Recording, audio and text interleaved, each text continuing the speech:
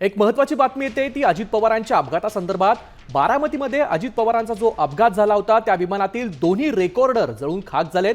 AIBनं बारामतीमधील विमान अपघाताचा तपास सुरू केलाय। अजित पवार यांच्या विमानामध्ये 2 स्वतंत्र रेकॉर्डर होते। हे दोन्ही रेकॉर्डर जळून खाक झाल्याची माहिती AIBनं दिलेली आहे। दरम्यान या सगळ्या संदर्भामध्ये अधिक माहिती देण्यासाठी अक्षय बडवे आपले प्रतिनिधी आपल्या सोबत आहेत। अक्षय, एक नवीन माहिती समोर येते, विमानातील दोन्ही रेकॉर्डर जळून खाक झाल्याची माहिती समोर येते, नेमकी काय घडलंय?